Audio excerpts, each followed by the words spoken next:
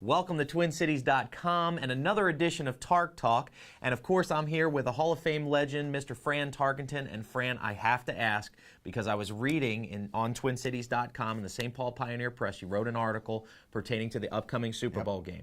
And I have to ask you, because I'm shocked, because I know how much you think about Tom Brady. You said in this game that Eli Manning is pretty much close to even with Tom Brady, and there is no advantage for the Patriots at the quarterback position. Yes, I said that, and I believe that for a couple of reasons. I think that Eli has really grown. I think he put this team on his shoulders. He's learned how to move in the pocket. He's not athletic. He's not going to run for a first down, but he's buying time in the pocket. He's really gotten tougher.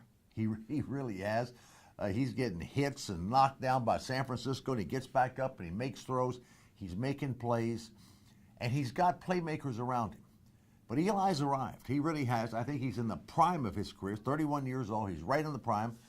Tom Brady does not have as good a cast around him as Eli has around him. Okay. Doesn't have the defense, doesn't have the secondary, not going to get the ball as much. They've had to kind of manufacture offense. They don't have wide receivers. They've got the big tight ends, but Gronkowski's going to be out. And when you look at all these things, I really think Eli's at an elite level. I haven't thought that before, and I think it now. I think he's up there with Tom Brady and can play head-to-head with Tom Brady. So I don't think that Tom Brady gives his team an edge over Eli. Now, that's a big statement, as you said, because I think Tom Brady and Peyton have been easily the two best quarterbacks of this generation. Right. They have been great.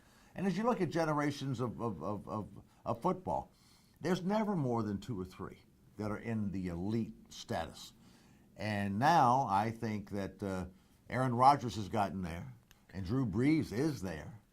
And I think Eli's kind of arrived. So this is an interesting time. Of course, Peyton didn't play, so you got Brady. You got four guys that really could put in that elite class. That's a lot. Okay, now Gronkowski may play. If he doesn't, that's huge. And if he does, maybe not at the highest level. But I got to ask, does the fact that the Giants beat New England in Foxborough this year, does that give them any kind of psychological edge? I don't think so.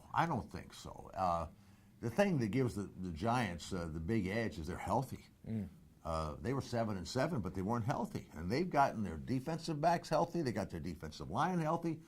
And they can rush the passer. Yeah, they can. And it's kind of like you as a baseball player, you hit better with a guy throwing 80 miles per hour than the one that throws 100 miles an hour. And what Tom Brady's going to face is he's going to face four guys who can really rush the passer.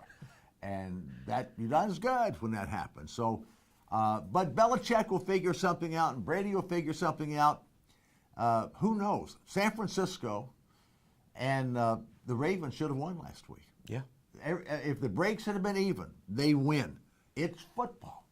And who knows what's going to happen. I would not be surprised if New England wins because it's the Super Bowl. Both teams should have the capability of winning.